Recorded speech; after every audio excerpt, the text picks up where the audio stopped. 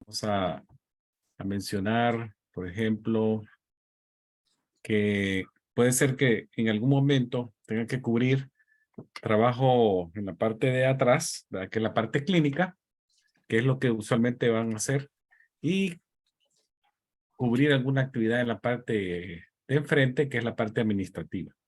Entonces, es requerido que sepan qué cosas se hacen en los dos sitios, ¿verdad? Entonces, por ejemplo, podría ser en la parte de enfrente, contestar teléfonos, hacer citas, preparar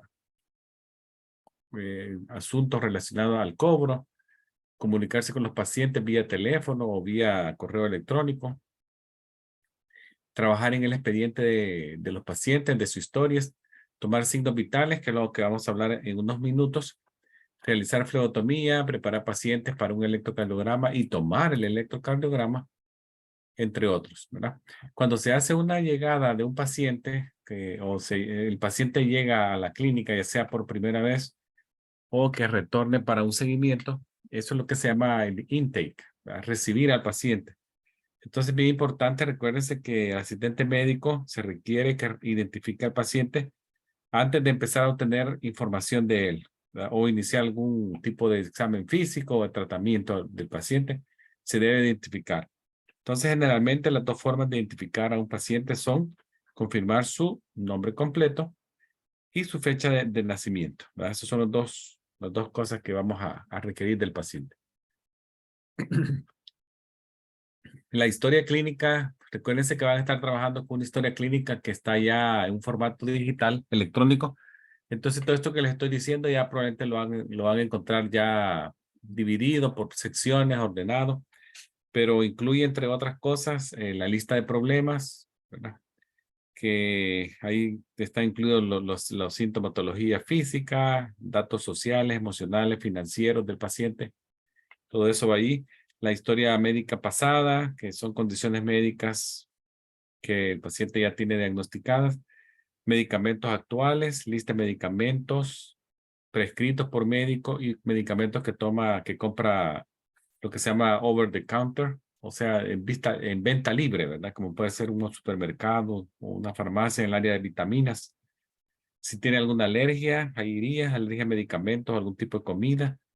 La historia familiar de los pacientes, también cualquier condición médica diagnosticada en familiares cercanos, ¿verdad? Pueden ser sus padres, sus hermanos.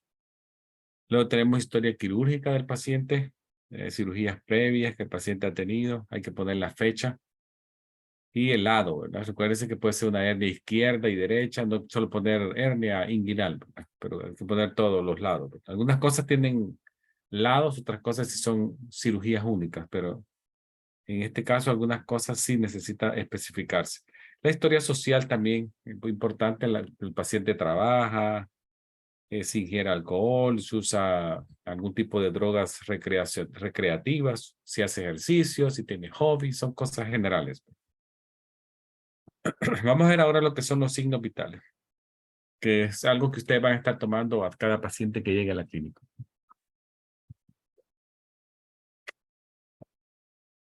Entonces, los signos vitales básicamente es un aspecto importante de cada visita, no lo podemos obviar, ¿verdad? Si se obvia no tomar un signo vital, es un error, ¿verdad? De las primeras cosas que se hacen después de haber identificado al paciente son tomar los signos vitales y luego pesarlo y tallarlo, ¿verdad? Los signos vitales sí nos dan indicación de cómo está el paciente en su estado general, entonces es importante hacerlo tan pronto llegue a la clínica, ¿verdad? Incluye la temperatura, el pulso, la respiración y la presión arterial. Y recientemente muchos organismos, entre ellos la Asociación de la Administración de Veteranos de los Estados Unidos, la Sociedad del Dolor, por ejemplo, la Comisión Conjunta, ha agregado al dolor, ¿verdad? Al dolor como una quinta constante a preguntarle al paciente, ¿verdad? Si tiene algún tipo de dolor, sí, dónde, y ahí se le preguntan los datos, ¿verdad? ¿Dónde, origen, hace cuánto, frecuencia, todo eso, intensidad del 0 o de 1 a 10, cuánto le duele, ya se incluye. Igualmente la saturación de oxígeno no es un signo vital, pero sí está agregado actualmente en los datos generales que se obtiene, ¿verdad? La saturación de oxígeno, como una acompañante de las constantes vitales tradicionales.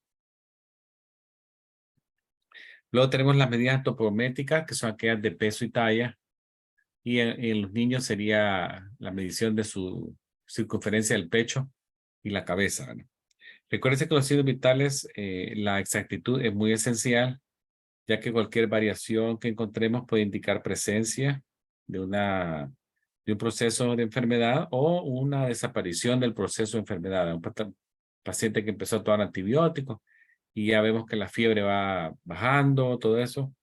Entonces es importante esos datos exactos para el tratamiento de una persona.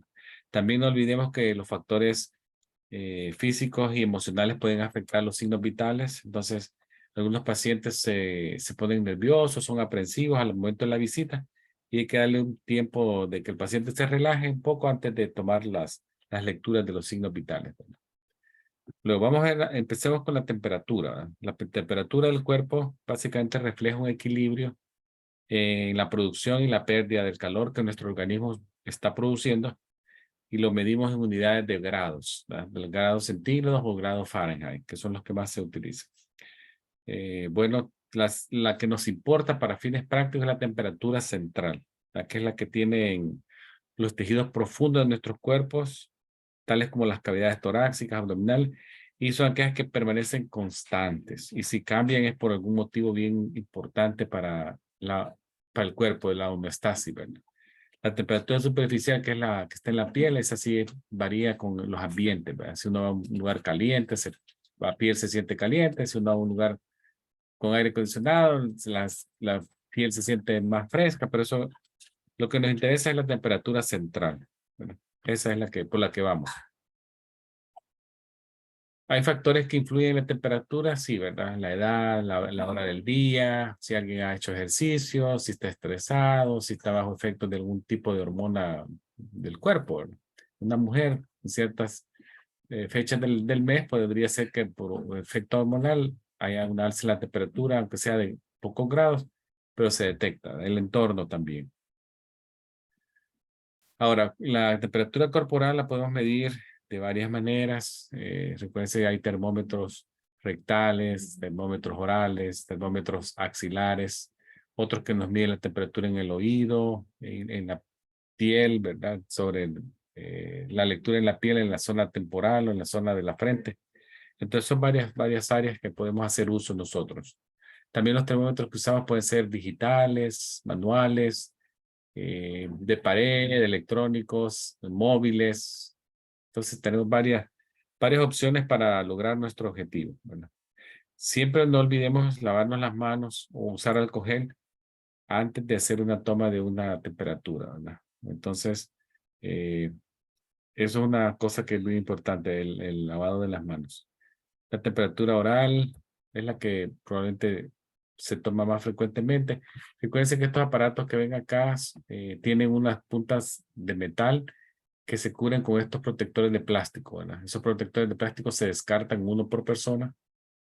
Luego de haber tomado la temperatura, se descarta el cobertor y ya queda lista para otro. Esto que está aquí en medio son termómetros que se compran en las farmacias, vean, sencillos.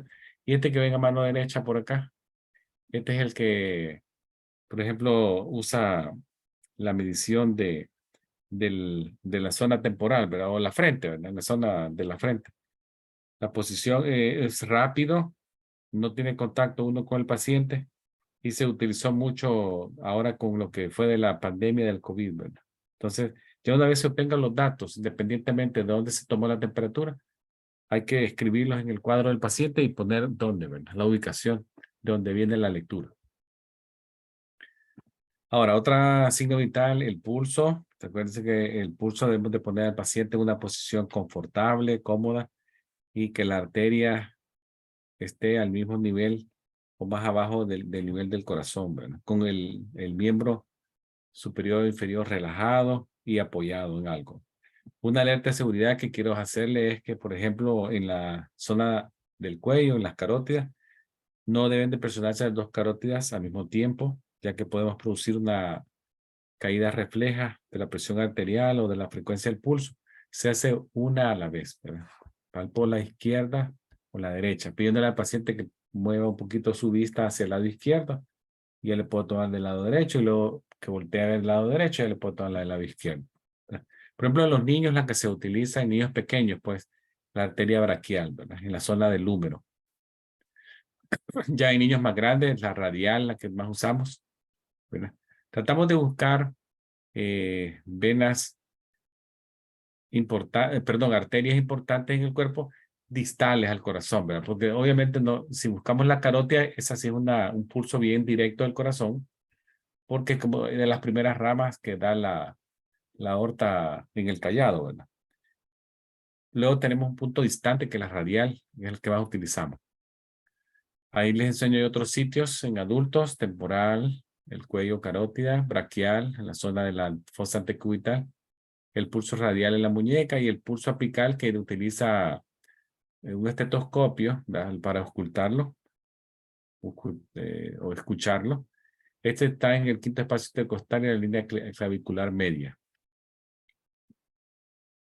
Luego, cuando evaluamos la respiración, que es otra frecuencia que nos interesa saber de los signos vitales, esta se hace al momento que se toma el pulso, ¿verdad? O al paciente le estamos tomando su pulso, le tomamos, por ejemplo, 30 segundos o un minuto completo de pulso, luego nos quedamos ahí como que estamos siempre tomándole el pulso, como lo ves en esta fotografía, y ya la persona, el doctor, la enfermera, continúa observando el movimiento del tórax del paciente, ¿verdad? A ver cuántas veces se sube, se baja. Recuerden que son ciclos, ¿verdad?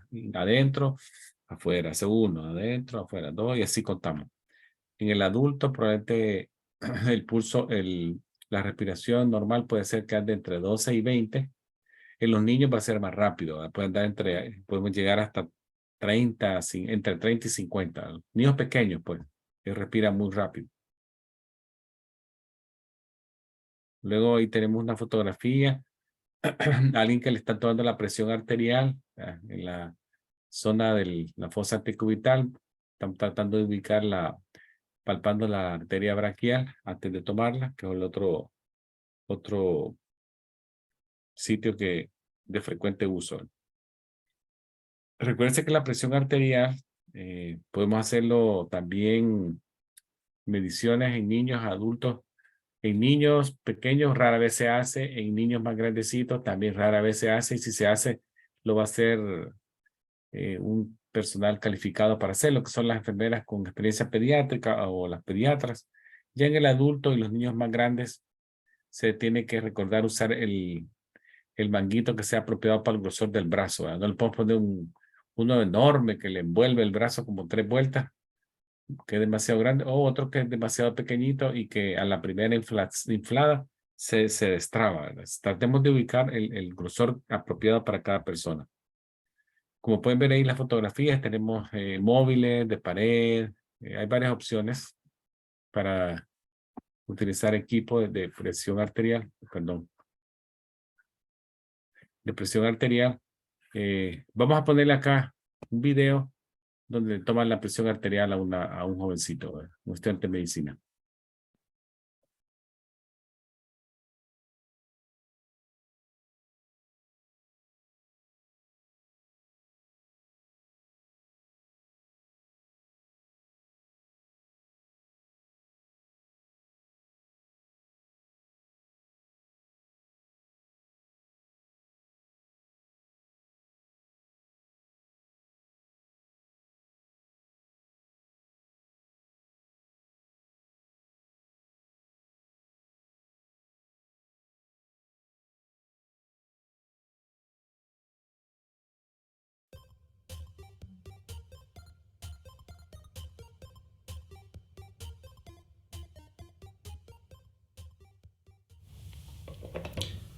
Hi, my name's Simon. I'm one of the final year medical students. Can I just check your name and age, please? Yeah, my name's Andrew and I'm 25. Nice to meet you, Andrew. Today I'd like to take your blood pressure, so that will entail me taking this cuff, inflating it around your arm, feeling and listening to your pulse. Does that sound okay? Yeah, that's fine. It might be a little bit uncomfortable, but it shouldn't hurt. That's all right. Are you okay for me to go ahead? Yeah. Lovely. If you just pop your arm on the table, that's lovely.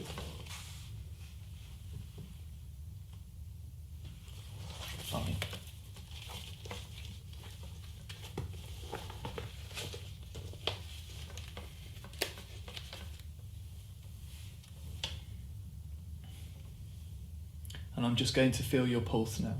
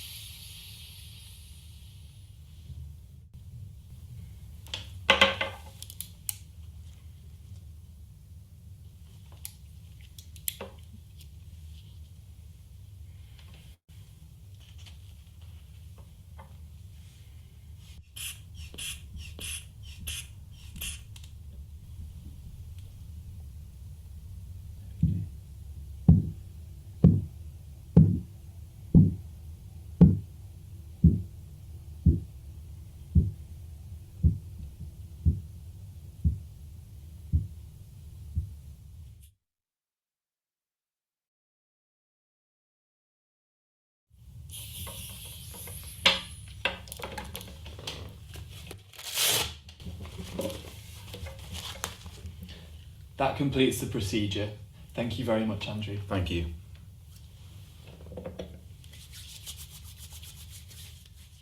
To complete the procedure, I would check the blood pressure in the patient's other arm. I would then record the results in the patient's notes.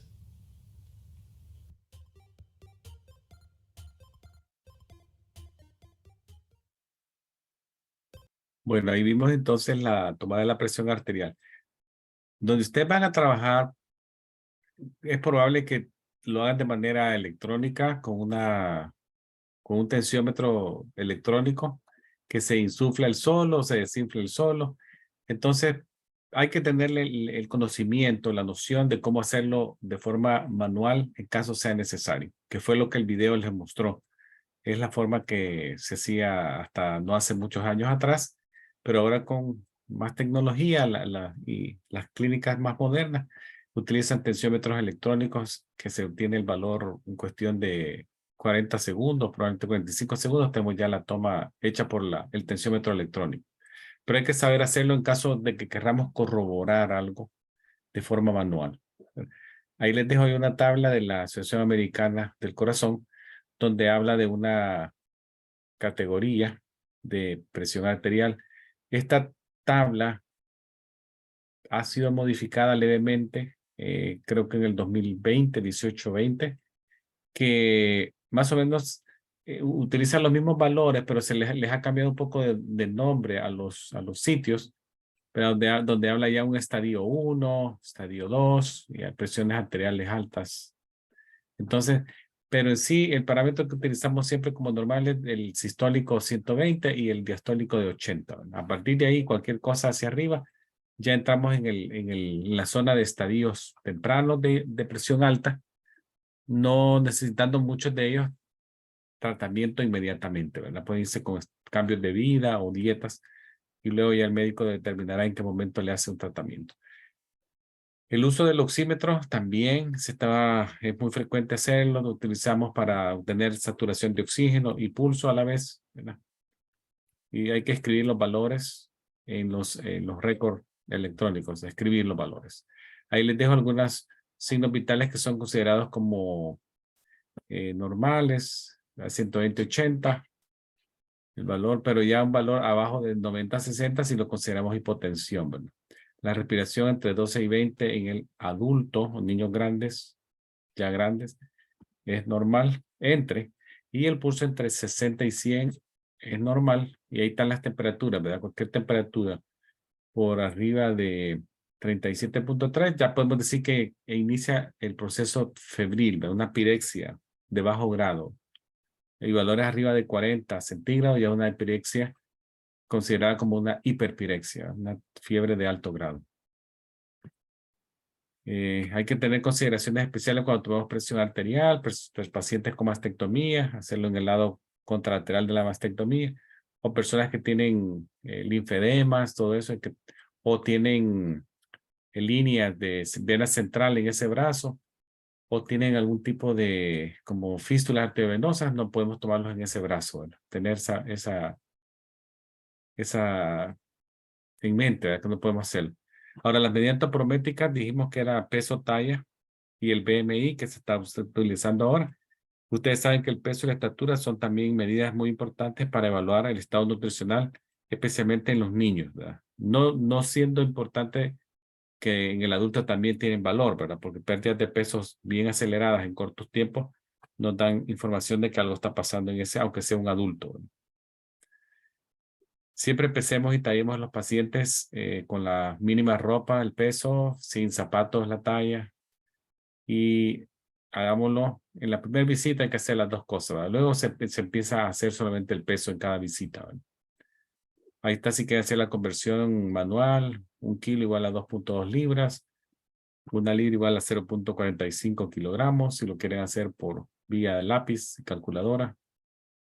El BMI lo hace la máquina automático. Ustedes solamente le ponen el peso y la talla y le va a dar un valor en un rango, ¿verdad? Con rangos arriba de 25, por ejemplo, es considerado ya inicio de sobrepeso, ¿verdad? De 25 a 29.9 está el rango del sobrepeso. Y personas arriba de un BMI de 30 ya es obeso. Y arriba de 35, por ahí, 34, 35, ya empieza la obesidad mórbida. Hay personas que pueden llegar hasta 40, 45 de BMI y son personas con obesidad mórbida.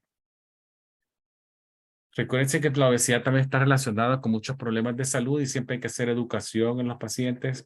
Ser obeso está relacionado a muchas enfermedades como presencia de diabetes tipo 2, dislipidemia, riesgos de padecer del corazón, algunos desórdenes del hígado, hipertensiones, trastornos reproductivos, ¿verdad?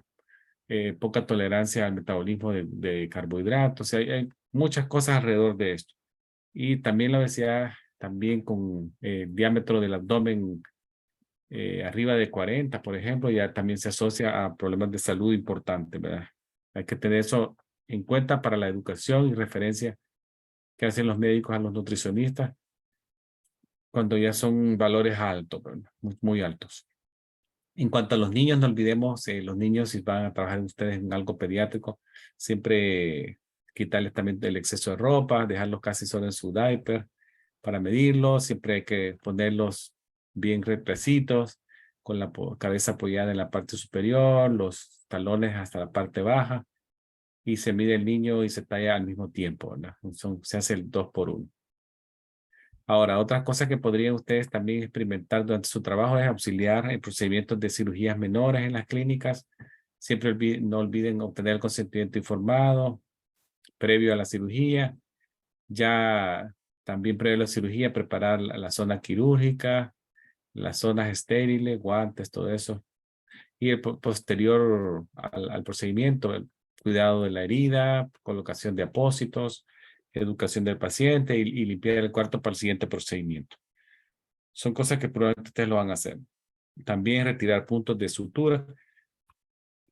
Ya están los kits para hacerlos rápido. Ya viene el kit con su solución yodada, una gasa estéril, la tijera, ¿verdad? Una pincita para quitar los puntos o quitar grapas. Puede ser que también tengan que ser como parte de su tratamiento en un paciente. Los sitios de inyecciones también se los menciono por cualquier cosa, ¿verdad? Hay que saber que tenemos a disposición varias áreas del cuerpo para hacer inyecciones. Tenemos las regiones deltoides, en el brazo superior, las regiones glúteas, en los muslos, los músculos vastolaterales, ¿verdad? En el abdomen, para inyecciones subcutáneas se puede hacer ahí, en los músculos también, regiones glúteas. Y para inyecciones intradérmicas tenemos los antebrazos y la espalda, ¿verdad? El ángulo de entrada también tiene que ver mucho con lo que es el tipo de inyección. El intramuscular entra a 90 grados en relación a la piel. El intravenoso, que es el que nos interesa para la pleotomía, ¿se acuerdan si dijimos de 15 a 30? De 10 grados entre el intradérmico y entre 45 y 50 tenemos el subcutáneo. Las jeringas que se utilizan son, dijimos que para la fleotomía número 21, y las otras podrían ser de 27 en una región deltoidea para algunas vacunas que se pueden poner. Eso sería las zonas que nos van a servir, ¿verdad? Recuérdense que en la jeringa, en las agujas, siempre se mide la longitud de la aguja, que puede variar entre medio a 1.5 pulgadas, y el grosor, ¿verdad? Que puede ir entre 16 hasta 30, ¿verdad? 30 son los bien finitos y los números inferiores son los más gruesos. Bueno, esto les traía yo de los signos vitales. Si ustedes ven, esto es lo que van a estar haciendo ustedes en el día a día. En la primera semana que ustedes estén ya trabajando como asistentes médicos, les van a dar ya al paciente para que le empiecen ustedes a tomar los signos vitales. Es algo que se va a hacer de rutina. Si 20 pacientes, 30 llegan, a los 30 hay que tomarle todo, ¿verdad? Pulso, respiración, presión arterial, temperatura, peso y talla, oxímetro. Ahí tienen ya los signos vitales de más práctica que van a tener en el lugar donde ustedes van a trabajar, ¿verdad?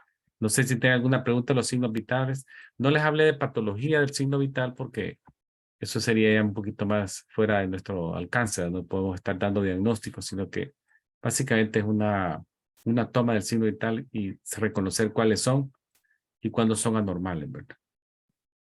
No sé si tienen alguna pregunta de los signos vitales.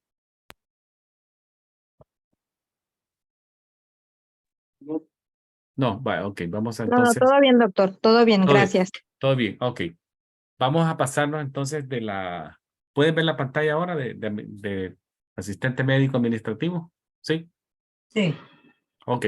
Esta es la otra parte de que yo también les quiero compartir, que puede ser que en algún momento les toque hacer y hay que reconocer el trabajo de estas personas, que la mayoría de clínicas, ustedes van a ver, ya tienen personas dedicadas al 100% a trabajo completo en estas áreas.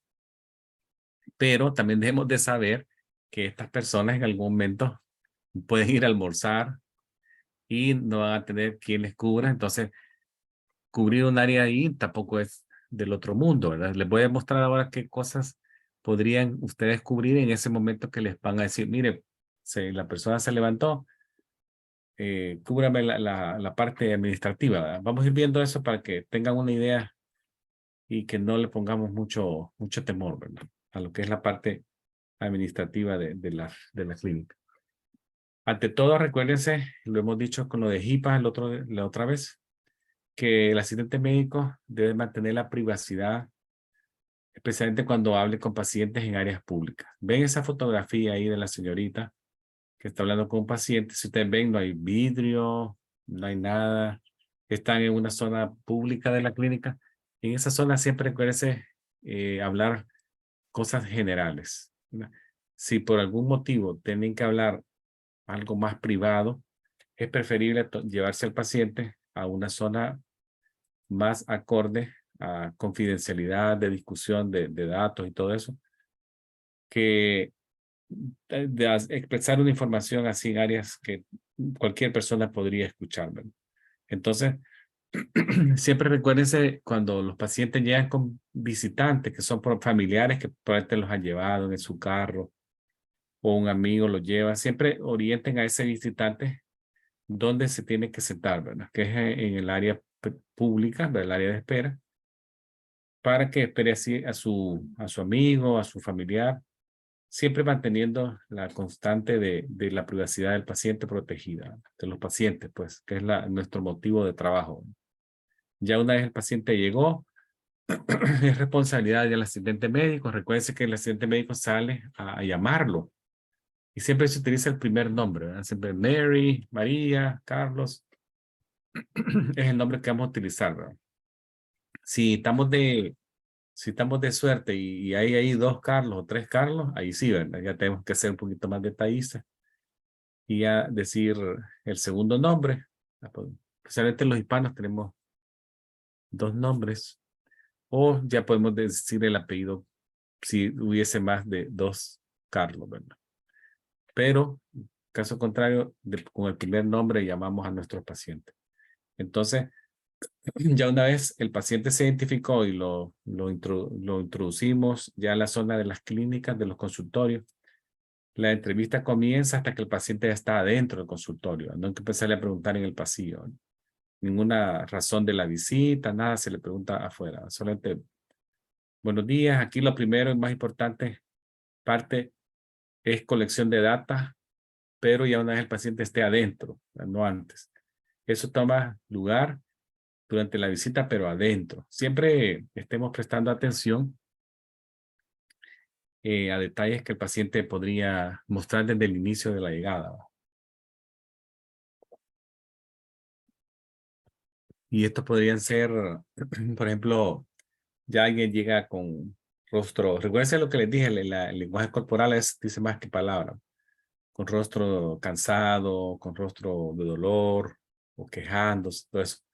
Ya nos empiezan a dar información de adelanto, pues, pero no podemos empezar a conversar nada porque no es privado, sino que hasta que la puerta se cierre, ahí sí, ¿verdad? Nosotros entramos ya en plena conversación con el paciente. Recuerden que el paciente tiene que sentirse que nadie lo puede estar escuchando y que no va a ser interrumpido por una tercera persona. Recuerden que una interrupción, ya con una conversación que ustedes tengan, podría destruir en segundos lo que ustedes probablemente han empezado ya a armar ese esquema de preguntas y con colaboración del paciente, que ya les llevaba varios minutos haciéndolo, se los pueden botar al piso por una interrupción o una conversación que no es muy discreta, ¿verdad? Entonces, eso es así. Cuando el paciente ya empieza a hablar, entonces sí, ya podemos anotar. Siempre también se le pregunta, recuérdense que la memoria, aún la nuestra, tiene límites en capacidad de obtención de datos. Entonces uno no puede decir, oh, a mí yo me acuerdo de todo, ¿verdad? No, no es. Pidámosle permiso al paciente y ir anotando en tiempo real las cosas, ¿verdad? Siempre se le puede decir, durante mi encuentro, no, no le molesta que yo esté hablando con usted y le tome información a mi libreta o esté escribiendo a mi computadora al mismo tiempo. Todos los pacientes le van a decir que no, ¿verdad? Que no tiene ningún inconveniente, pero hay que decírselo para que no vean que está como distraído uno. Este no ni me ve en la cara y está escribiendo, me habla y no me ve. Uno le dice a él, ¿verdad? Durante la conversación voy a estar escribiendo en mi computadora y si no hay pon este. Entonces, eso es para que él esté enterado. Cuando tengamos que hacer alguna contestada de teléfono y hacerlo de forma profesional es bien importante, ¿verdad? Cómo contestar y dirigir alguna llamada que entre al consultorio de manera profesional. Recuérdense que muchas veces la llamada telefónica puede ser el primer contacto que vamos a tener con un paciente que no ha llegado aún, ¿verdad? La primera interacción de un paciente que ni conocemos ni ha llegado.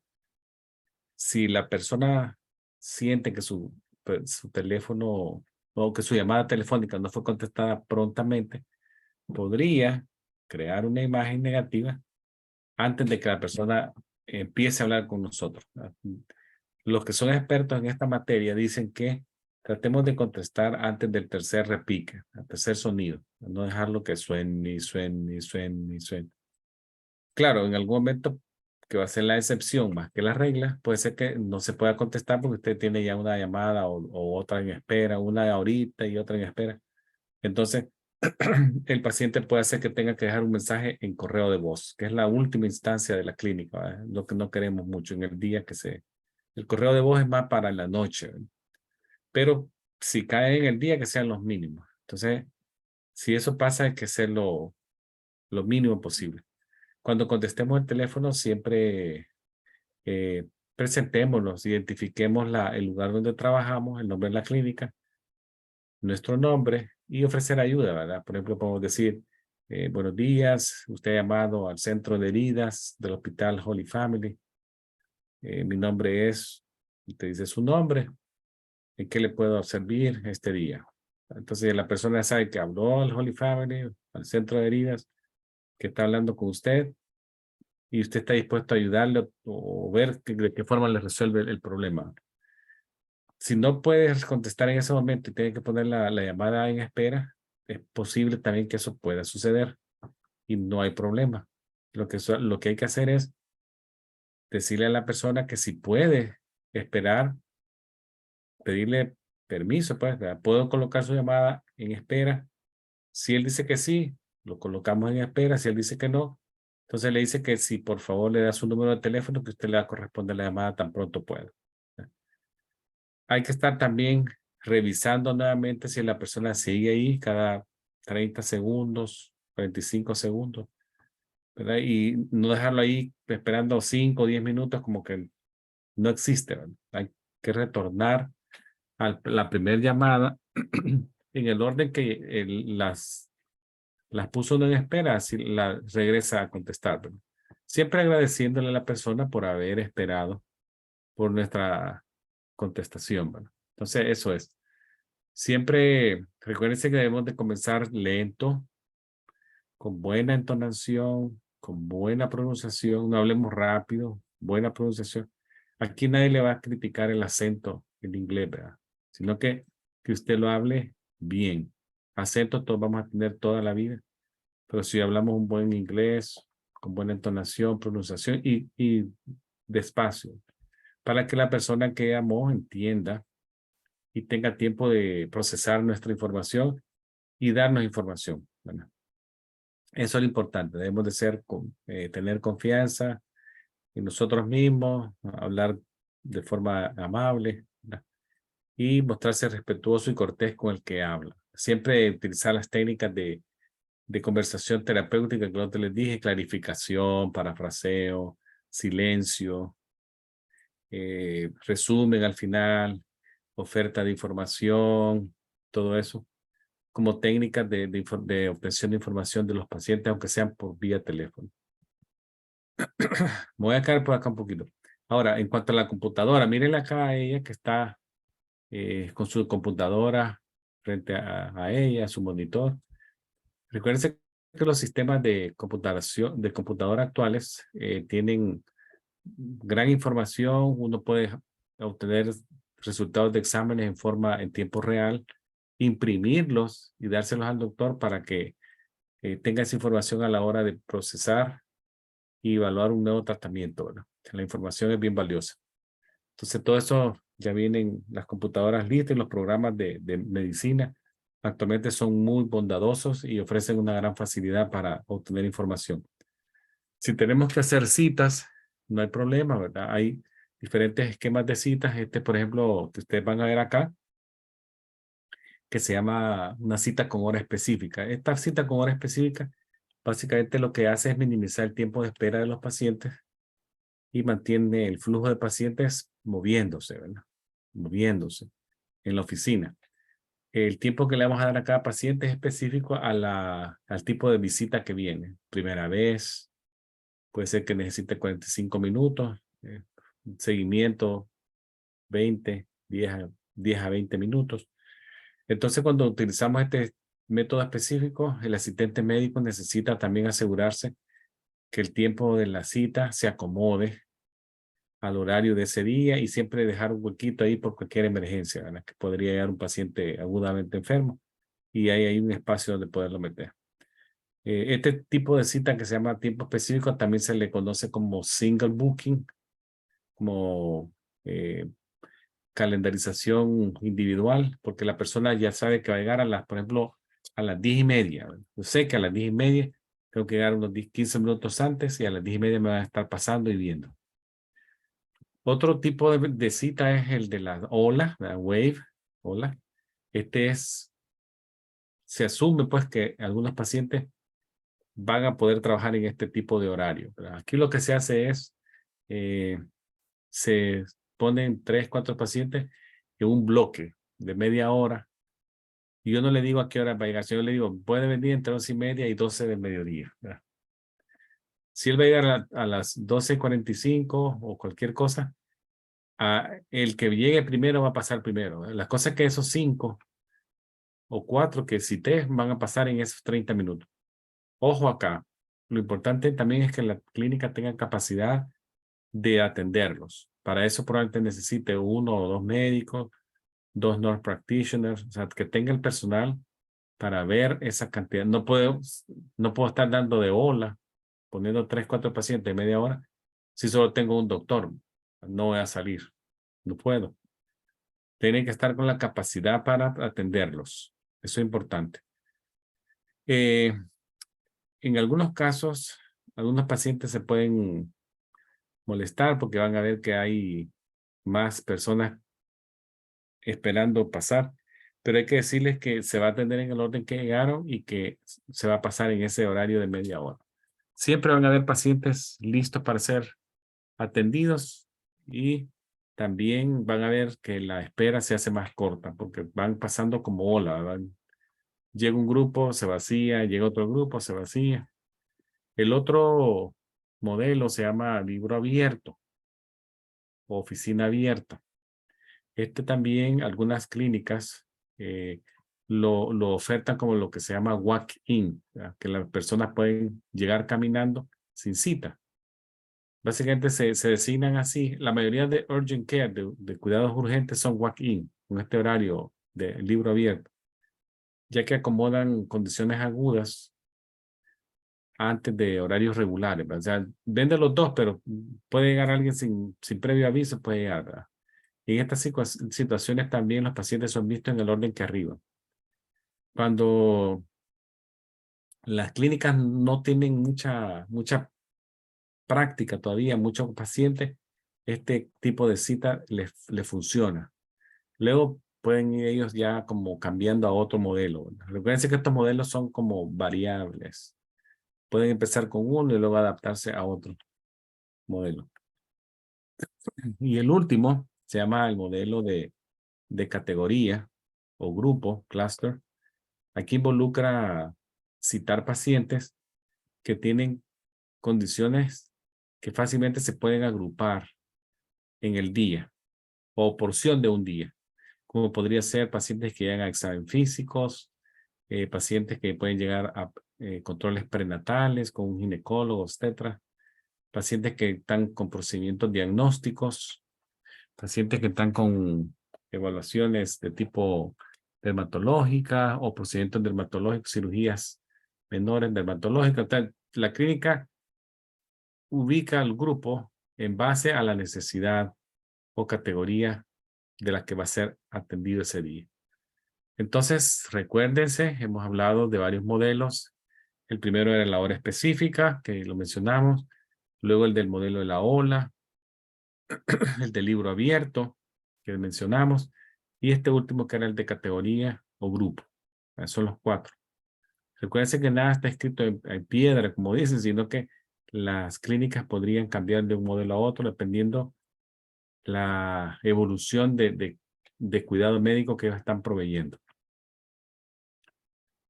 Otra cosa que van a ver ustedes en la parte administrativa es cuando reciban resultados de laboratorio de proveedores que están en otro sitio, en otra ciudad o en otra zona de la ciudad. Entonces, si el récord del paciente es electrónico, recuérdense que y llega la respuesta en papel, yo necesito escanear esa respuesta al cuadro del paciente, ¿verdad? Y esto muchas veces lo tengo que hacer de forma manual, escanearlo manual y meterlo al récord electrónico del paciente que necesita tener esa respuesta para cuando el doctor lo vea. Los laboratorios también que lleguen de proveedores externos también se necesitan incluir en los expedientes de los pacientes para que estén listos para ser evaluados. Ojo acá, el asistente médico debe de comunicar al médico tratante cualquier resultado anormal que no puede esperar. Un ejemplo, una toma de citología, ¿verdad? Un Papa Nicolau, se lo hacen a una persona, el lunes se lo hicieron. Ya para el miércoles, yo ahora tengo el resultado de que hablan, por ejemplo, por decirles algo, un cáncer in situ, ¿verdad? Cervical. Bueno, la paciente va a venir en un mes. El control le dejaron en un mes. Con ese tipo de diagnóstico, yo no puedo dar el lujo de que una persona llegue al mes. Aquí sí, ¿verdad? Cualquier comunicación que sea urgente, se le llama al paciente que venga el viernes. Por ejemplo, si lo tuve ahora, si puede llegar mañana, que llegue mañana, si hay espacio, o el día viernes, pero se trata de manera con prioridades.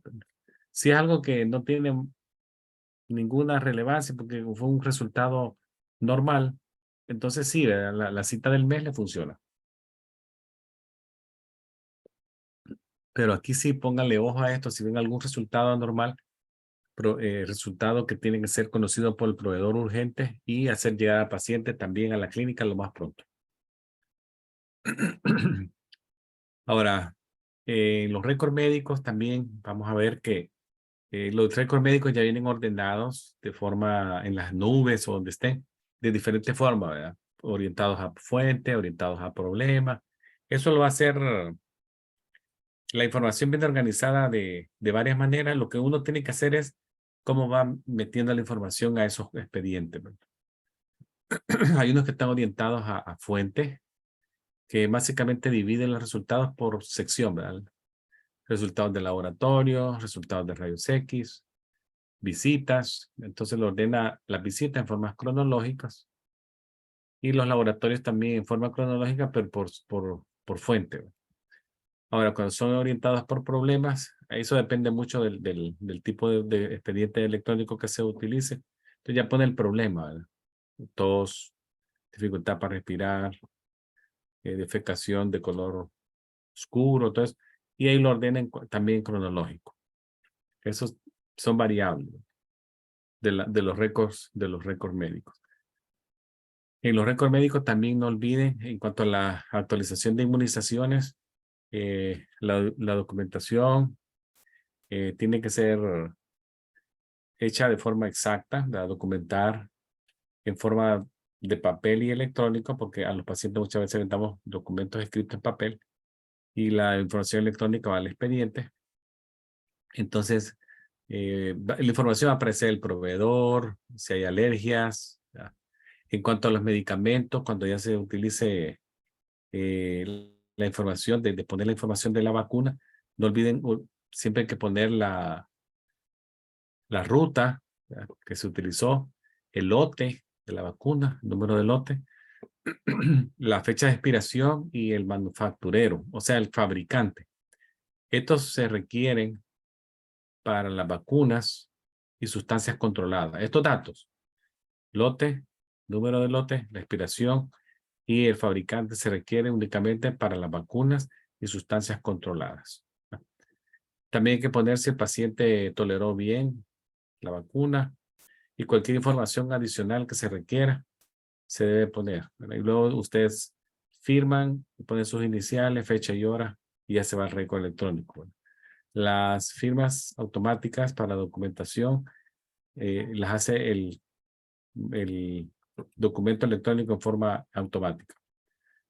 Ahora les voy a hablar acá de poquitos de procedimiento, que esto ya más o menos ya lo dijimos antes, de estar vigilante de la información de los expedientes médicos, algunas cosas de confidencialidad. Muchas clínicas ahora tienen ventanas corredizas de vidrio. Los pacientes, acuérdense como en la foto que está ahí a mano derecha o en la parte inferior derecha, si tengo a alguien frente a mí, no puedo estar hablando información al mismo tiempo. Miren, esa señorita está hablando por teléfono y el señor está enfrente de ella oyendo todo. Si eso sucede, es un error. Hay que mandar al señor a sentarse. Cuando termine de llamar a alguien o recibir la llamada, y entonces ya lo vuelvo a llamar al señor, ¿verdad? No hay que tener a nadie enfrente. Esta foto de acá sí es correcta, ¿verdad? Ella está atendiendo al paciente que está acá. El teléfono está sin ser atendido y hay otro esperando allá al fondo. Entonces sí puedo conversar con él en forma discreta, ¿verdad? Con volumen bajo, no a gritos. Y el paciente que está allá puede ser que no esté escuchando nada. Y si escucha, soy información general, no está hablando de ningún diagnóstico ni medicamento. Si es necesario hablar con alguien, algo muy privado, entonces ya les dije, si es necesario discutir cosas sensitivas, el paciente debe ser tomado o llevado a una zona privada del consultorio. Llevarla adentro, se sienta, cierra la puerta y ya, ¿verdad? Para que no vayan a escuchar nada. En cuanto al manejo de la información electrónica, recuérdense que cada clínica maneja un servidor que autentica a los usuarios de esa clínica. Todos están con autenticación. El médico, los practitioners, las enfermeras, asistentes médicos, secretarias, todo el mundo tiene un nivel de autenticación. Asimismo, tiene niveles de autorización, ¿verdad? Hasta dónde puedo llegar yo y hasta dónde puedo ver. Algunos tienen libertad más amplia de ver cosas que otros. Algunas cosas, por ejemplo, el asistente médico probablemente tenga solo autorización de meter información general y ya no va a poder meter información a la zona de prescripción, no puede escribir medicamentos o ordenar ningún tipo de examen porque ya está en otro nivel de autorización. También muchas máquinas se apagan solas después de ciertos segundos de no uso. Ya se desconectan. Ya el software de la computadora está automático para desconectarse después de un momento predeterminado. Pero lo importante es no esperar que eso suceda, sino que si yo voy a salir de la habitación, aunque sea 30 segundos, yo me desconecto voluntariamente para que el paciente no pueda observar mi computadora si yo me salgo. Y luego cuando regrese me vuelvo a conectar, ¿no? Para hacerlo de forma correcta. Este es otro dato aparte de lo que estaba hablando recién. Pero si alguna información es requerida de otra clínica, digamos que yo estoy trabajando aquí en una ciudad y me requiere información de un paciente de otra ciudad, yo no puedo dar nada hasta que yo reciba de esa clínica una orden que el paciente autoriza que la información que yo tengo se la mande. Eso hay que pedirlo antes. No se vayan a caer en la trampa de mandar. Oh, miren, necesitamos que nos manden los resultados de las pruebas de hace un mes. Ah, bueno, sí, ¿verdad? Se lo podemos enviar. Mándenos el formulario de autorización del paciente, que el paciente autoriza que yo le envíe eso a ustedes. Eso es un derecho del paciente de autorizar información que se puede liberar, pero él también tiene que hacerlo por escrito, para seguridad mía. ¿Con quiénes voy a trabajar? Ahí lo ven, médicos, physician assistant, nurse practitioner. Las especialidades son infinitas. Ustedes ven ahí algunos nombres de especialidades. Ustedes pueden trabajar en cualquiera de ellas, pediatría, medicina familiar, un ambiente primario, con algún dermatólogo, con un cirujano, un neurocirujano. No hay límite, ¿verdad? Donde se necesite un asistente médico, ahí puede estar con un ginecólogo, otorrino, terapista físico, cirugía plástica, como psiquiatra. Bueno, es una infinidad de especialidades en las que se puede trabajar, ¿no? Lo importante aquí es que no olviden que el asistente médico clínico puede realizar tareas de rutina en una variedad de ambientes amplios como hospitales, oficinas médicas o clínicas, ¿verdad? Entonces, sí que estén en el alcance de práctica de ustedes, ¿verdad? No nunca salirse del alcance de la práctica. Un día normal en una clínica, y se lo pongo yo desde que la mañana comienza, el día 1, ¿verdad? Que alguien llega, desconecta la alarma, abre la oficina, enciende las luces, empieza a revisar los mensajes de fax, correos electrónicos, mensajes de audio que cayeron al correo, al buzón de voz. Se preparan las actividades del día. Algunas clínicas manejan un poquito de efectivo para dar cambios. Se preparan las agendas de ese día, el horario. Se revisa la oficina, las áreas de espera que estén limpias. Se revisan los equipos, los insumos de ese día, que tengan insumos que no estén vencidos. Y ya un día normal de trabajo, ¿verdad? Al final de la tarde, casi que vamos en reversa. Empezamos a ver que el equipo médico, por ejemplo, los autoclaves empiezan a funcionar ya, a esterilizar material para el siguiente día, para dejarlo secando en la noche. Ya se revisa el papel en las máquinas de fax que van a quedar encendidas. Se revisan las computadoras que tengan suficiente papel, que los printers estén bien para el siguiente día. Se cambia el teléfono a contestador automático. Y las muestras de laboratorio, si se recogieron ese día, ya se colocan en las cajas respectivas para enviarse o que las pasen a recoger durante la noche. Los laboratorios, y ya se va haciendo en la reversa, ¿verdad?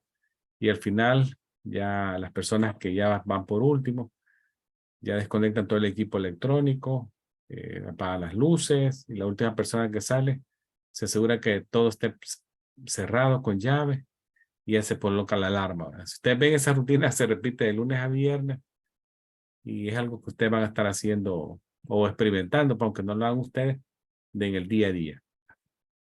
Los correos electrónicos se revisan de manera regular. Cada oficina tiene su horario, si lo hace una vez al día. Los correos de voces, perdón. Se hacen usualmente, que mi experiencia ha sido 2 veces al día. Los correos físicos llegan por la mañana y se distribuyen. Los correos electrónicos se revisan también por lo menos una vez diaria. Todas las clínicas actualmente, la mayoría, no todas, la mayoría, tienen ya un portal de paciente donde el paciente puede ingresar y solicitar refills, citas, comunicarse con su médico, dejarle un mensajito y él le contesta. Bien moderno, ¿verdad? Todo, se cuenta aquí, todo está moderno y nos tenemos que unir a la modernidad que va en el proceso, ¿verdad? Ahora, cuando algo sucede que no pasa muy seguido, se llama incidente, ¿verdad? Incidente. Y esto hay que reportarlo, ¿verdad? Porque es responsabilidad de nosotros respetar las leyes y reportar cualquier cosa que no sea regular en la clínica, como que alguien se caiga, que tuvo un accidente, alguien se pinchó el dedo con una aguja, alguien se cortó con un bisturí, hubo robo de propiedad de la clínica o de una persona a otra, hubo un error en la omisión, un tratamiento o se hizo un tratamiento que no era, se expuso a alguien a sangre o fluidos corporales, todo eso, y que hay que reportarlo, ¿verdad? Ya están los formularios como que ven ahí para reportarlo.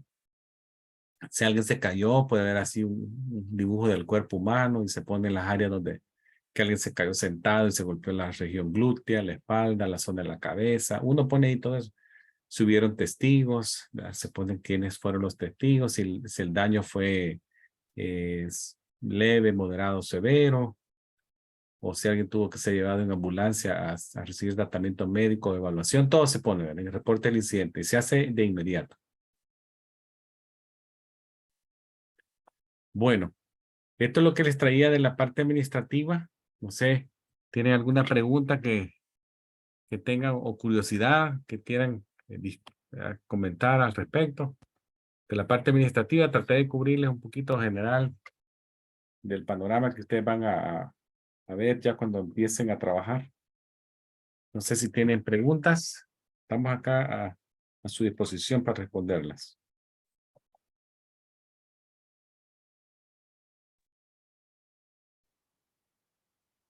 ¿O estamos bien todos? ¿Estamos bien? ¿No hay Sí, preguntas? todo bien, doctor. Muchas gracias. Ah, pues muchas gracias a ustedes. Todo bien.